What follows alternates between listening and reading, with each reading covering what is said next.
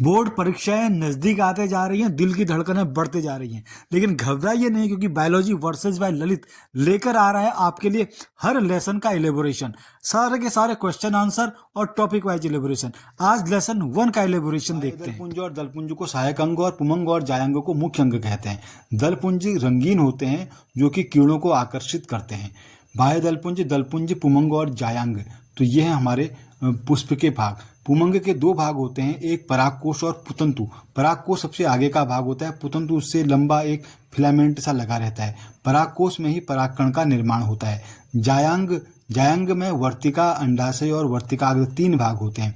वर्तिकाग्र पर ही परागण के द्वारा कोई परागकण बैठता है और उस परागकण का विकास होता है।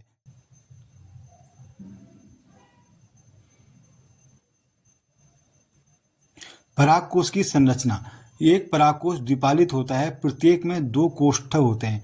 पूर्ण परागकोश एक चतुष्कोणीय संरचना होती है, इसके चारों कोनों पर एक एक बीजाणुधानी होती है।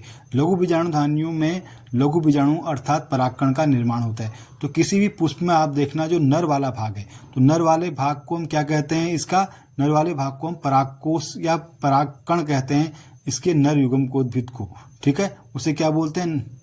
तो परागकोश की संरचना, तो प्रत्येक परागकोश द्विपालित होता है और इसमें 4 प्रकोष्ठ होते हैं। किसी भी परागकोश को अगर आप देखेंगे तो उसमें 2 पालियां होंगी। कोई भी मेल फ्लावर लेके देखना तो उसमें 2 पालियां दिखाई देंगी और उसके अंदर 4 प्रकोष्ठ होते हैं, क्योंकि हर पाली में 2-2 प्रकोष्ठ होते हैं। तो इनके अंदर परागकण होते हैं। ये 4 बीजाणुधानियां इस तरह से किसी भी परागकोश में लगी रहती हैं। लघु बीजाणुधानी की संरचना इंपॉर्टेंट है हमारे बोर्ड के लिहाज से। लघु बीजाणुधानी में 4 परतों से लघु बीजाणुधानी हमारे बोर्ड एग्जाम के दृष्टिकोण से काफी महत्वपूर्ण है। लघु बीजाणुधानी में 4 परत होती हैं। सबसे पहले बाह्य त्वचा, ठीक है, जो एक स्तर का बना होता है, आपको दिख रहा होगा स्पष्ट। उसके बाद एक दूसरा स्तर है, ठीक है, ये क्या है, हमारी मध्य परत। तो लघु बीजाणुधानी में 4 परतें होती हैं। सबसे पहले बाह्य त्वचा, उसके बाद अंतस्थीशियम, उसके बाद मध्य परत और टेपिटम। मध्य परत इसकी 2 से 3 परतों की बनी होती है, बाकी सब एक एक परत की होती हैं। और इस टेपिटम के अंदर जो बीच में आपको भाग दिख रहा है, यहाँ पर लघु बीजाणु पाए जाते हैं जो कि टेपिटम से पोषण प्राप्त करते हैं। तो आप चाहे ये वाला चित्र बनाइए, चाहे ये वाला चित्र बनाइए, दोनों में से कोई भी चित्र आप बोर्ड एग्जाम में बना सकते हैं। मध्य परत 3 से 5 स्तर की होती है। तो बाह्य त्वचा, अंतस्थीशियम और मध्य परत, ये सारे के सारे परागकोश के इस स्फुटन में सहायक होती हैं, जबकि टेपुटम इसका मुख्य पोषक देने वाला लेयर है, मुख्य पोषण देने वाली लेयर है। लेकिन ये ध्यान रखना इसका कि इसका जब स्फुटन होगा, जब ये मैच्योर हो जाएगा, तब उस समय मध्य परत, अंतस्थीशियम और बाह्य त्वचा सब फट जाती हैं, जिससे ये बाहर निकलता है और टेपिटम उसका मार्ग बनाता है। फिर ये सारे के सारे उन लघु बीजाणुधानियों को बाहर निकालने का मार्ग बनाने का कार्य भी करते हैं। टेपिटम के कार्य, विकसित हो रहे लघु बीजाणु को पोषण प्रदान करता है, यह परागकेट का निर्माण करता है। टेपिटम एक स्पोरोपोलिन नामक प्रोटीन साबित करता है। ये बहुत महत्वपूर्ण है, क्योंकि स्पोरोपोलिन के द्वारा ही धूल, सर्दी, गर्मी आदि से पॉलन ग्रेन सुरक्षित रहता है। यह कैलस एंजाइम का स्रावण करके लघु बीजाणु के स्फुटन में सहायक होता है। ठीक है, तो ये भी बड़ा इंपॉर्टेंट है। कैलेस एंजाइम द्वारा लघु बीजाणु का स्फुटन होता है। जो उस एंजाइम के द्वारा केमिकली वो उसकी परत ढीली हो जाती है, जिससे उसका स्फुटन हो जाता है। चलिए, माइक्रोस्पोरोजेनेसिस या लघु बीजाणु जनन, ये भी 1-2 नंबर का प्रश्न आता है। तो लघु बीजाणुधानी के परिपक्व होने पर क्या होगा, उसमें लघु बीजाणु बनेंगे। लघु बीजाणु के बनने की घटना को हम क्या बोलते हैं, लघु बीजाणु जनन। ठीक है, लघु बीजाणु जनन क्या है, लघु बीजाणु का बनना। तो बीजाणु जनन जब होगा तो सबसे पहले तो समसूत्री विभाजन होगा, लेकिन जब लघु बीजाणु बनेंगे उस समय अर्धसूत्री विभाजन होता है। लघु बीजाणु हमेशा अर्धसूत्री विभाजन के द्वारा बनेंगे, चाहे लघु बीजाणु बने चाहे गुरु बीजाणु बने। लघु मीन से छोटा, गुरु मीन से बड़ा। लघु बीजाणु नर युग्मकोद्भिद को इंगित करता है। नर युग्मकोद्भिद, ये टर्म याद रखना, नर युग्मकोद्भिद। ठीक है, तो कंफ्यूजन नहीं करना। नर युग्मकोद्भिद क्या है, हमारा लघु बीजाणु। और लघु बीजाणु किसके अंदर विकसित होता है, लघु बीजाणुधानी के अंदर विकसित होता है। उसी प्रकार मादा युग्मक क्या है, हमारा गुरु बीजाणु। और या अंडा एग सेल, वह किसके अंदर विकसित होता है, वह गुरु बीजाणु धानी के अंदर विकसित होता है। चलिए, तो लघु बीजाणु धानी के परिपक्व होने पर बीजाणु ऊतक समसूत्री विभाजन द्वारा संख्या में वृद्धि करता है, जिससे प्राप्त प्रत्येक द्विगुणित कोशिका लघु बीजाणु मात्र कोशिका कहलाती है। अब जब इसका निर्माण होता है लघु बीजाणु का, शुरुआत में पुष्प में क्या होगा, लघु बीजाणु मात्र कोशिका के द्वारा इसका निर्माण होगा। ठीक है, तो लघु बीजाणु मात्र कोशिका वह कोशिका है जब पेड़ का विकास हो रहा था। पेड़ के विकास होने के साथ ही साथ जब इसमें पुष्प का विकास हो रहा था, तो पुष्प के विकास होने के साथ ही साथ इसमें कुछ ऊतक, कुछ सेल्स इसकी अलग हो जाती हैं औरों से। ठीक है, पहले तो उसमें समसूत्री विभाजन के द्वारा अपनी संख्या में वृद्धि करती हैं, फिर बाद में उनसे अलग होकर के उनमें अर्धसूत्री विभाजन होना शुरू हो जाता है। तो ये कोशिकाएं हमारी लघु बीजाणु मात्र कोशिका कहलाती है, क्योंकि इनसे लघु बीजाणु बनेंगे, उसकी मदर सेल है। ठीक है, इससे निर्माण होगा उसका लघु बीजाणु मात्र कोशिका। अब इसमें अर्धसूत्री विभाजन होता है, जिससे 4 लघु बीजाणु का निर्माण होता है। अब संख्या में कितने बनते हैं, 4 लघु बीजाणु बनते हैं। एक मात्र कोशिका से 4 लघु बीजाणु बनेंगे। अब कितनी सारी अरबों खरबों कोशिकाएं उसके अंदर, क्योंकि स्पोरोजिनस टिश्यू जब उसके अंदर बना होगा, कितनी सारी कोशिकाएं होंगी। तो हर कोशिका से कितना बन रहा है, हर कोशिका से 4 लघु बीजाणु का निर्माण होगा। तो ये टेट्राड में पाए जाते हैं। चारों लघु बीजाणु आपस में जुड़े रहते हैं, जिन्हें लघु बीजाणु चतुष्टक कहते हैं। यही चतुष्टक परिपक्व होकर अलग अलग हो जाते हैं और 4 परागकणों का निर्माण करते हैं। तो इनसे 4 परागकण बनेंगे एक लघु बीजाणु से। परागकोश में कुल 4 स्तर पाए जाते हैं। ठीक है, ये भी इंपॉर्टेंट है हमारा। परागकोश के स्तर, बाह्य स्तर, अंतः स्तर, मध्य स्तर व टेपिटम। इसका डायग्राम भी मैं आगे आपको बता दूंगा। तो परागकोश में परिपक्व होने पर मध्य स्तर और टेपिटम नष्ट हो जाते हैं। स्टोमियम वाले स्थान पर अंतः स्तर पतली होती है। तो जब परागकोश का स्फुटन होता है, स्फुटन मतलब जब परागकोश फूटेगा,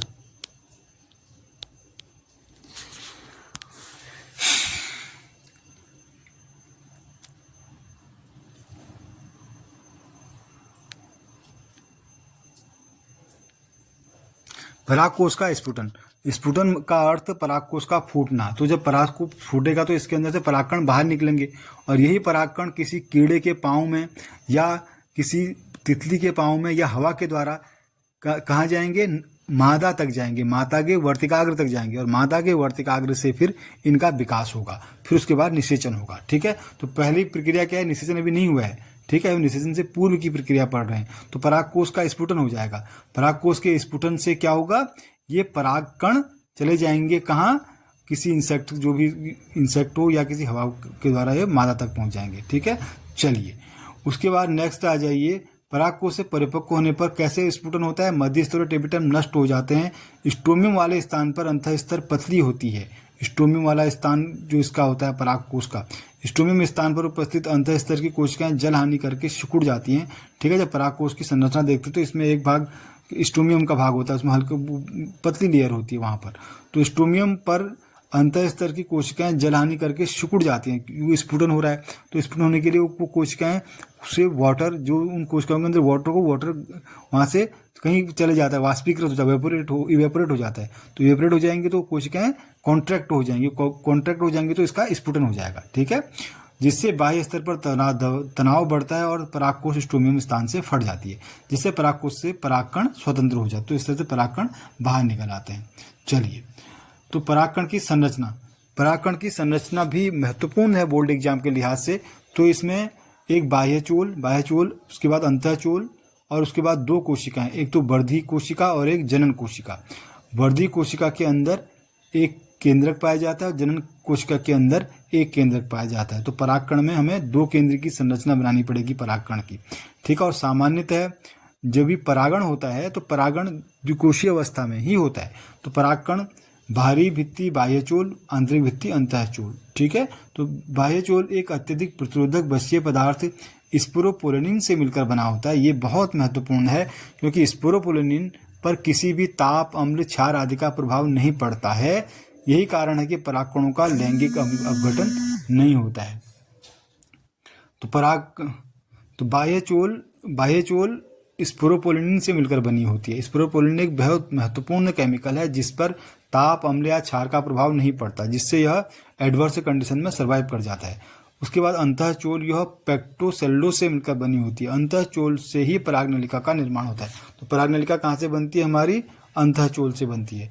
परागकणों का परागकोश से निकलने से पहले इसके केंद्रक में विभाजन हो जाता है और दो केंद्रकों का निर्माण होता है, वर्धी केंद्रक और जनन केंद्रक। ये मैं आपको समझा चुका हूँ। फिर कोशिका द्रव्य का विभाजन होता है, वर्ध कोशिका और जनन कोशिका बनती है। बाह्यजोल में जगह जगह छिद्र पाए जाते हैं जिन्हें जनन छिद्र कहते हैं, जिनसे परागनलिका निकलती है। परागनलिका भी तो जब, क्योंकि वो इसमें जाएगा, वर्तिकाग्र में जाएगा, फीमेल की वर्तिकाग्र में जाकर के इससे एक नलिका निकलेगी जिसे परागनलिका कहते हैं। द्विकोशिकीय अवस्था में परागकण परागकोश से मुक्त हो जाते हैं, तो द्विकोशिकीय अवस्था में ही ये मुक्त हो जाते हैं। वर्तिकाग्र पर पहुंचकर इनका अंकुरण होता है, तब परागकण के जनन छिद्र के माध्यम से अंतःचूल द्वारा परागनलिका का निर्माण होता है। परागनलिका बनेगी, अब परागनलिका, ठीक है, परागकण से परागनलिका बनेगी। यह परागनलिका बढ़ते हुए बीजांड में प्रवेश करेगी, क्योंकि जब फीमेल का स्ट्रक्चर हमने देखा होगा जब, तो सबसे नीचे इसके क्या है, अंडाशय है, अंडाशय के बाद वर्तिका है, वर्तिका के बाद वर्तिकाग्र है, ये हमारा मादा पुष्प में पाया जाता है। वर्तिकाग्र में आया परागकण, परागकण आया, वहां से उस एक परागनलिका बनी निषेचन की से पहले, और उस परागनलिका को कहाँ पहुंचना है, अंडकोशिका में पहुंचना है। वो नीचे अंडकोशिका की ओर बढ़ेगी और उसमें दो केंद्रक जाएंगे, ठीक है, क्योंकि इसी बीच केंद्रक में म्योसिस अर्धसूत्री विभाजन हो जाता है, अर्धसूत्री विभाजन से द्विकेंद्रीय अवस्था में आ जाता है। तो दो केंद्रक जाएंगे निषेचन से पूर्व ही, ठीक है, फिर दो केंद्रक बाद में निषेचन करते हैं। चलिए, जनन कोशिका परागनलिका के माध्यम से बीजांड में पहुंचता है। जनन कोशिका परागनलिका रास्ते में ही समसूत्री विभाजन द्वारा दो नलिकाओं का निर्माण करती है। अब आ जाइए जायांग पर। तो जायांग हमारा फीमेल वाला पार्ट है। वर्तिकाग्र, वर्तिका और अंडा से तीन भाग होते हैं किसी भी जायांग के। बीजांड की संरचना, ये बहुत महत्वपूर्ण है। बीजांड की संरचना में हम क्या बनाएंगे, बीजांड की संरचना में सबसे पहले दो इसके अध्यावरण बनाने हैं, बाहर की परतें, ठीक है, और बीच में तो इसका 7 कोशिका और 8 केंद्रक वाली एक संरचना जिसे भ्रूणकोश कहते हैं। सबसे बीच में क्या होता है, इसका भ्रूणकोश, ठीक है, और इस भ्रूणकोश के अंदर क्या क्या विकास होता है, इस भ्रूणकोश के अंदर, इस भ्रूणकोश के अंदर भ्रूण का विकास होता है और इसके अंदर भ्रूणपोष का विकास भी होता है, ठीक है। भ्रूणकोश और भ्रूणपोष और भ्रूणकोश में अंतर है। भ्रूणकोश क्या है, पूरी संरचना को भ्रूणकोश कहते हैं, लेकिन इसके अंदर जो बीच में है इसका द्वितीयक केंद्रक, इस द्वितीयक केंद्रक से भ्रूणपोष का निर्माण होता है, एंडोस्पर्म का निर्माण होता है इसमें जब त्रिसंलयन होता है, ठीक है। तो वह द्वितीयक केंद्रक इसके पोषण का कार्य करता है, इसको क्या, बढ़ते हुए भ्रूण को पोषण देता है। भ्रूण कहाँ से विकसित होता है हमारा, भ्रूण हमारा अंडकोशिका से विकसित होता है। जब अंडकोशिका में निषेचन होता है, निषेचन के बाद उसमें भ्रूण बनता है, ठीक है, उस भ्रूण को पोषण देता है द्वितीयक केंद्रक से भ्रूण पोष, ठीक है, और ये सब पूरी संरचना कहलाती है भ्रूणकोश। तो ये क्या है, बीजांड की संरचना। तो ये सारी चीजें हमें बना लेनी है। उसके बाद ये बीजांड व्रंत से जुड़ा रहता है, बीजांड व्रंत या फ्यूनिकल, ठीक है। ये बीजांड व्रंत किससे जुड़ा रहेगा, फ्यूनिकल किससे जुड़ा रहेगा, हमारा पौधे से जुड़ा रहेगा।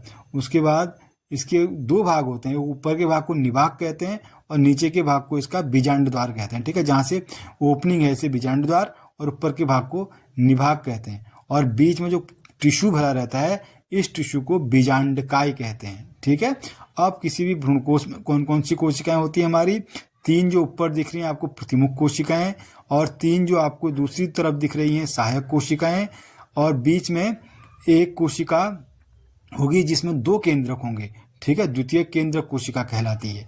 तो इस तरह से 7 सेल और 8 केंद्रक वाली संरचना है हमारी भ्रूणकोश, जो कि बीजांड के अंदर रहती है, ठीक है। तो यही बातें आपको लिख लेनी है, ठीक है। तो ये इसका पूरा नोट कंप्लीट हो गया है। चलिए नेक्स्ट आ जाइए, बीजांड का परिवर्धन व गुरु बीजाणु जनन।